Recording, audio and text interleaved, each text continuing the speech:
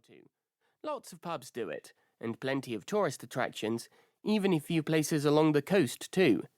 We're a bit inland now, but I thought a country pub would make a nice change from the beach. I didn't expect it to be quite so cool, though. It is beautiful here.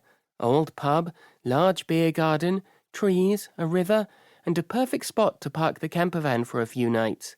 It's stunning. We took a moment to appreciate our luck. When I'd arrived, I'd assumed there had been a mistake, expecting to stay in a grotty car park and just take advantage of the fact that Port Merion in Gwynedd, North Wales, was only 20 minutes away. It came as a pleasant surprise to discover that I could stay beside the pub with just a few other motorhomes there and basically crawl from my camping chair to one of the picnic benches. The fact there was to be a pickled onion festival this evening was a total shock, with stalls, food on offer in the pub, a live folk band later on, and even a pickled onion eating competition to be held after hours. Odd, verging on mad, but it sounded like fun. If nothing else, I was intrigued. The pub fronted a wide expanse of grass that led to the river, with trees shading the water from the early evening sun. We'd taken a stroll down there when we got back from our day trip, but the lure of a chair and a glass of wine was too tempting. Plus, we wanted to watch the festival take shape. "I've never seen anything like this in my life," said Min, shaking her head in astonishment. "Me either," I admitted. "In my time as a chef, I went to all kinds of farmers' markets, food festivals, harvest festivals, fruit and veg shows, competitions, and the list goes on. But I've never heard of a pickled onion festival." "I think festival is too strong a word for it," Min laughed as she pointed at the extent of the celebrations. "There are a few gazebos, a ticket stall, 2 or 3 people selling jars of onions, and a bloke demonstrating how to pickle them. Not exactly a massive event." "Not even a small event. More like a non-event. But the bloke who runs the pub, Ronnie, said they've been doing it for 5 years, and the crowds get bigger every year." "By crowds, do you mean that bloke with the dog?" I turned to follow the slow amble of an old fella being dragged along by his overweight Labrador. He wore a flat cap, loose blue corduroys, and a faded checkered shirt with the sleeves rolled up to reveal tanned forearms and strong hands.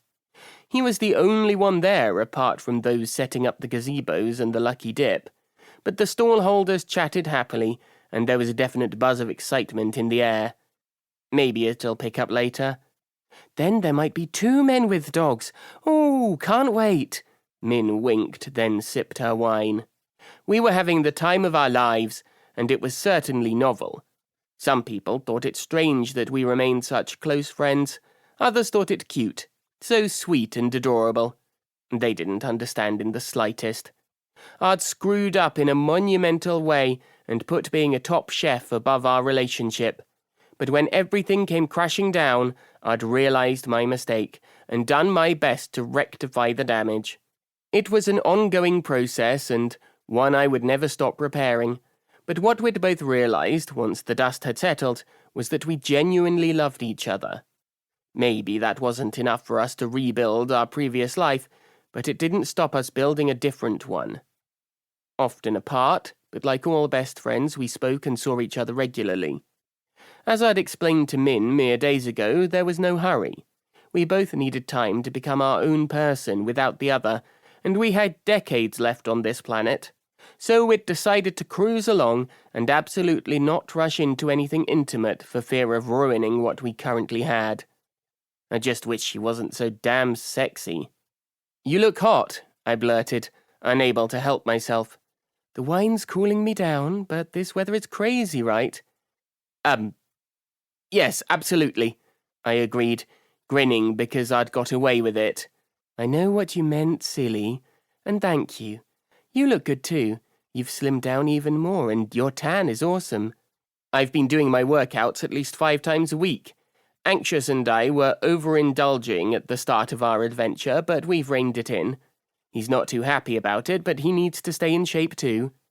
"It looks like they're ready," Min indicated the festival with a nod. "This is so weird," I chuckled. We watched in awe and astonishment as Ronnie, looking like a bank...